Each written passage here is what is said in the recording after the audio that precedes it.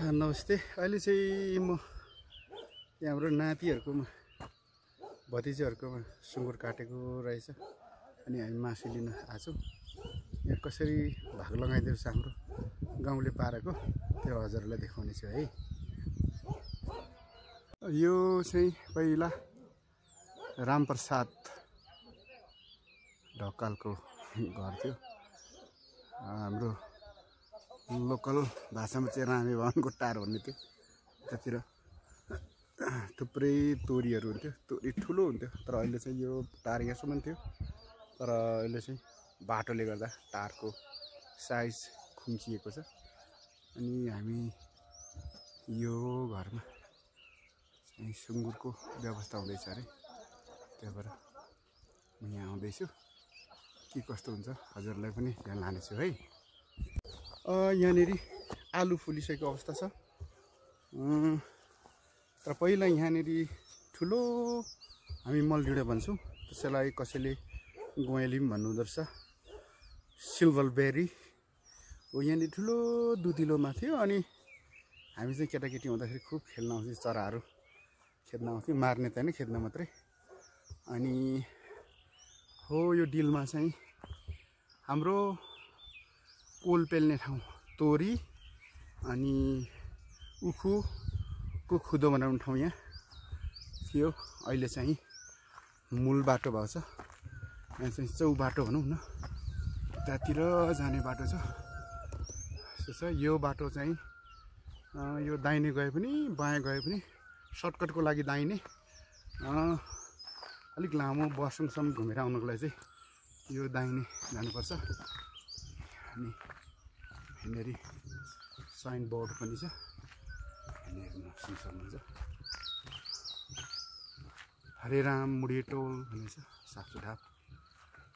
अनि यस्तो छ, यता जाँदा चाहिँ अलिक लामो टोर हुन्छ।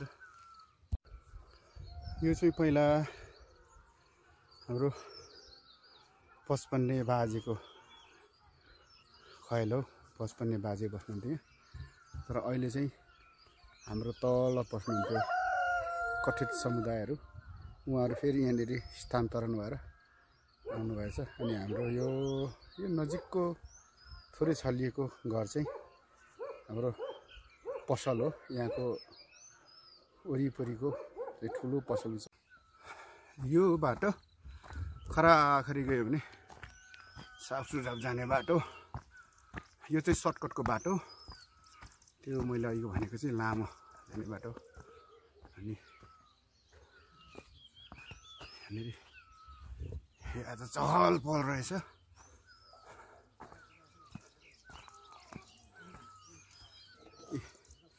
कोही मरी मसला पिन्नेमा व्यस्त छ।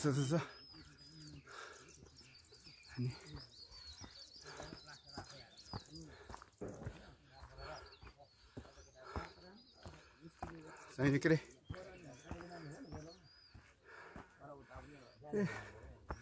सुँगुरको निकै राम्रो व्यवस्था भइसकेछ।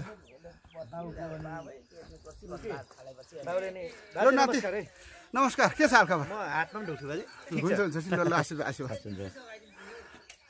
अनि दुईजना चाहिँ अलिकति पारा नल्याउने भएर यहाँ रमित मात्रै हेर्नु हुँदै रहेछ। यहाँ तलतिर अलि लान्छ है। ल गफ गर्नुहोस्। त्यो अब यी गाउँमा हेर्नु न, गाउँ भनेर हुन्छ है, बाइक मात्रै छ। गाउँभन्दा सहर जति चाहिँ सोलिङ गरेर आगो निस्को छ। नानीहरू बिजी खेल्नमा। यहाँ चाहिँ कुकुर, गाउँघरको लोकल भालु कुकुर पनि छ। उता कुखुराहरू राख्ने ठाउँ, मौरी पालन पनि छ, बुहारीहरू, नानीहरू। अनि हेर्नु त भालेको कलर कति राम्रो छ। यस्तोको भालेको भाले त। अनि यता हाम्रो भान्जाहरू, नातिहरू यहाँ थुप्रै छु। भतिजो हाम्रो यहाँको दयाराम भतिज नाति। अनि यहाँ मैले त कति चिन्दिनँ पनि रहेछ यहाँ। ल तपाईँहरू आफूले चिन्नुहोस् है। अनि ल हेर्नुहोस् त, हाम्रो सुँगुर काट्ने कायदा त यस्तो छ। हजुर कसरी गर्नुहुन्छ सेयर गर्नुहोस् है। तार मैले अघि तलबाट हजुरहरूलाई भनेको थिएँ यहाँ छ यस्तो तार यहाँनिर तोरी हुन्थ्यो नि तोरी उखालेपछि चाहिँ ढुकुर चाहिँ छपक्कै हुन्थ्यो अनि हाम्रो बडाको छ हाम्रो तुम्सा पनि आइसकिहाल्यो मलाई चाहिँ भयो नाति नि तपाईँहरू लिनुहोस् न है तुम्सा यो चाहिँ फेरि घरमा आएपछि यो सगुन भन्ने चलन भयो र अलिअलि तुम्सा त गर्नै पर्यो सासूबारीले कति 1 केजी त चाहियो होला अनि जेठा कति लानु 2 किलो भाटी के खानु हो कि 1 धानी लानु के आधी केजी कम लानु त नि अनि अब आउँछु नि अब भर्खर आएको 3-4 दिन भयो के को कटल मरो भनेर होइन सबै बाँचेको त बाँचेकै छौँ नि आउँछु तर अलिकति नभ्याएर हो कि अहिले एकछिन फेरि त्यो आलडाँडा आउनु पर्नेछ किनातिलाई बिरुवा रोप्नुको छ चासो त्यो गर्नुलाई अनि राम्रो है तपाईँहरू भने राटोले बनाएर गर्दै पनि छौ अझसम्म तपाईँहरूको साह्रै छि भन्ने भएको पनि छैन होइन सन्तान अनि मनमा यसो लागेको काम गर्ने मात्रै हो जेठा अब त्यही त हो नि त्यही पनि हेर्नुहोस् धर्म थिएन भने अलिकति केही न केही उठै झरिन्थ्यो धर्म र त धर्म पनि होला अनि फेरि तपाईँहरूको माया पनि हो नि तपाईँहरूले माया गर्नुभयो होइन सहयोग गर्नुभयो त्यो हिसाबले पनि हुन्छ नि त गाउँमा एउटा हातले ताली बज्दैन नि त आजसम्म हामी केही नराम्रो केही भएन गर्नु पनि हुँदैन राम्रै छ आजसम्म अनि यसो हेर्छु सबैको राम्रै छ प्रगतिको गाउँको तरिका चाहिँ यसरी बही पनि बनाउनुपर्छ त्यहाँदेखि कोले कति कति लानुभयो अनि बाँकी छ भने पनि उधारो छ भने पनि यहाँनिर रेकर्ड रहन्छ हाम्रो दयाराम नातिले हाम्रो अशोक नाति म नछुम हुनुहुन्छ अनि आज राति चिन्ता बस्नुभएको त्यही भएर उहाँको झामा पगरीको साफसफाइ गर्नुहुँदैछ अहिलेको मोडर्न धामीहरू यति तगडा हुनुहुन्छ है नत्र पहिला पहिला चाहिँ औँसी पूर्णिमा मात्रै धुवाइ हुन्थ्यो गर्दाखेरि अहिलेको पढी लेखा अब मास्टर्स गर्दै गरेको मान्छेले अब अलिकति विचार गर्नु पर्यो स्याबास नाति आशीर्वाद छ है हाम्रो अब अहिले चाहिँ यसरी टुक्राइन्छ अघि अनि अहिले यो टुक्राएपछि चाहिँ फेरि नरम करम मिसाउनुको लागि यो टुक्राइएको हो किनभने बजार कायदा गरेर भने चाहिँ नराम्रो मिल्दैन त्यसले गर्दाखेरि अहिले चाहिँ यो आङको मासु भन्छ फिलाको मासु भन्छ होइन सबै कुरा करमको मासु भन्छ हो त्यो मिलाउनुलाई चाहिँ अलिक कुरा गर्नुहुन्छ अनि यो पर मसिनो पिस बनाउनु भएको चाहिँ फेरि भरे अलिअलि साथीहरूलाई यसो चढाउनु पनि पर्ने होला गरे अहिले बुढो मासु नलिकन हिँड्नुहुन्छ क्या फेरि सम्झेर नसम्झाउ न हाम्रो माइली घगिन्द्राममा अनि मासु लिनु आउनु भएको रहेछ अलिअलि लानुपर्छ सबैले हामी पनि अलिअलि बैसु लैजाउँ भनेर अनि यहाँ त ज्यू ज्यू ज्यू ज्यू अनि माइला चाहिँ के गर्नुहुँदैछ माइला त के अब घाँसपात यता त्यता नि अब हाम्रो ठाउँको त्यही हो हुन्छ नानी हजुर हुन्छ नि भएकै छ हाम्रो ठाउँको गाउँ त्यस्तै हो नगरीको अब नहुँदो रहेछ होइन काका ज्यू ज्यू आफ्नो ठाउँ अनुसारको माइली ठिकै छ त त्यस्तै हो है काका लो यो चाहिँ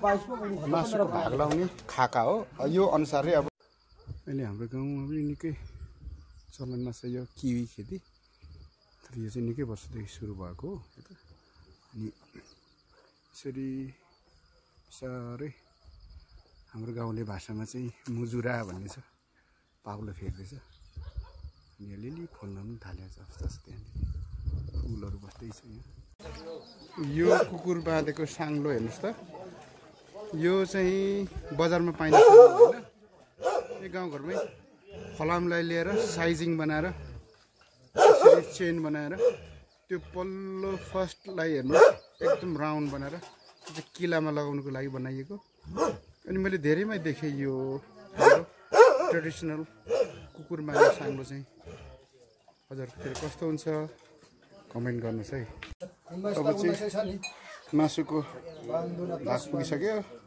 अब रेडी टु हामीले चाहिँ झोलामा हाल्नु बाँकी छ लगेर भुटभाट गरेर यसको परिकार बनाउनु पर्ने छ लो यो चाहिँ रीतिरिवाजमै पर्छ घरभित्र पनि अब हामीले पितृमा चढाइवरी यताउति गरेर खाने चलन अहिले चाहिँ प्लेटमा आउने चलन भइसक्यो थालमा पहिला चाहिँ नेभारको पातको दुना बनाएर टपरामा त खानु पाइन्थ्यो त्यो मासु दुनामै हो खान्थ्यो मेरो ल त हामी सुँगुरको मासु पनि लिएर आइसक्यौँ अनि चट्ट भात साथलाई तरकारी पकाएर चिटिक्क खाना खाएर मेरो आज दिउँसोको प्रोग्राम फेरि अर्कै छ बिरुवाहरू काठमाडौँबाट ल्याएको छु हाम्रो साकेला स्थलतिर यसो सार्नुपर्ने छ यसो भुटुवा पाक्दैछ अब यसमा चाहिँ हाम्रो यसको मसला लगाएपछि कस्तो हुन्छ ल अहिले चाहिँ हाम्रो मसलाहरू लागेर खाना रेडी भयो है अब हामी खान्छौँ ल अहिले मेरो छोरा बुहारीले मलाई माया गरेर हामीलाई माया गरेर यहाँ उवा जो जस्तै हुने उवाको जाँड हो यो 1 वर्ष पुरानो अनि काँक्रा अनि तोरीको साग अनि हाम्रो भुटुवा अब हामी यसलाई चाहिँ मजाले के अरे खान्छौँ लु त मेरो छोराबुहारीले मलाई फेरि पहिला सुरुमा भात टक्का दिएको छ अब म खान सुरु गर्नु पऱ्यो